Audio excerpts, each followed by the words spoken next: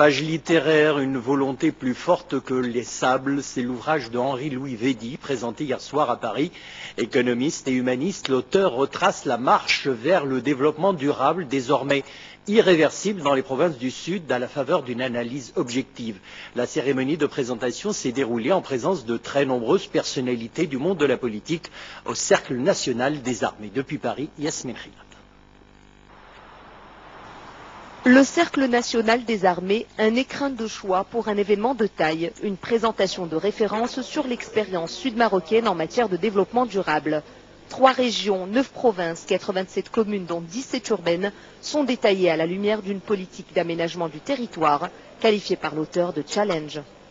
Quand on connaît la situation dans les années 75, on ne peut pas imaginer que 25 ans après, on en soit où on en est. Donc, il a fallu par là qu'il y ait une ambition économique exceptionnelle sur des objectifs comme les infrastructures routières, comme de l'eau potable pour tous et toutes, comme de l'électricité partout. Et ensuite, il faut bien sûr trouver les financements. Donc c'est un double challenge qui a été réussi.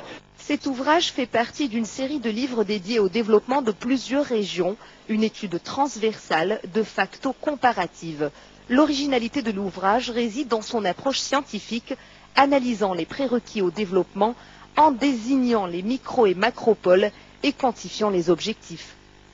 J'ai trouvé absolument extraordinaire ce qui s'est déroulé, que ce soit dans le domaine de la pêche, que ce soit dans le domaine de l'hôtellerie, que ce soit dans le domaine des infrastructures. On voit qu'il y a un véritable effort qui a été fait. Et ça, je pense que si toutes les régions du monde avaient ce développement, ça serait certainement quelque chose de fantastique. Les participants à ce dîner-débat, issus du monde politique, civil ou encore militaire, s'accordent à reconnaître les efforts consentis par le Royaume du Maroc dans les domaines des infrastructures routières et portuaires, l'urbanisation et l'éradication de l'insalubrité, sans oublier la justice, l'éducation ou encore la santé.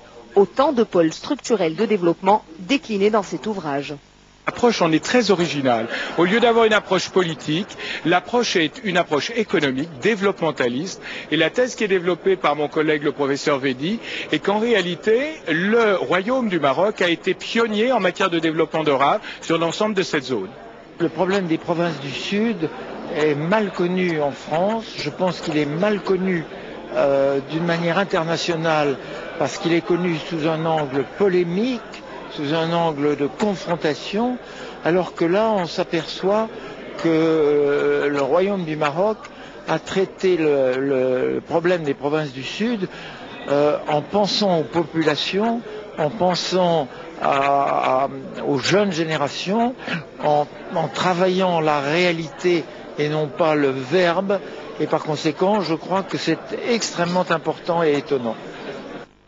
Une stratégie économique dans la logique du développement durable, telle est la thèse du professeur Védy, et ce ne sera pas la seule. Un second ouvrage sur le Maroc est en cours de préparation. L'ouvrage présenté ce soir a mis en exergue les opportunités de développement saisies et à saisir. Terre d'espérance et de potentiel, les provinces sud-marocaines, preuves statistiques et référencées à l'appui, confirment à juste titre que la volonté du Maroc est réellement plus forte que les sables. Depuis Paris pour l'Oula, Hassan Mandour et Yasmine Riyad.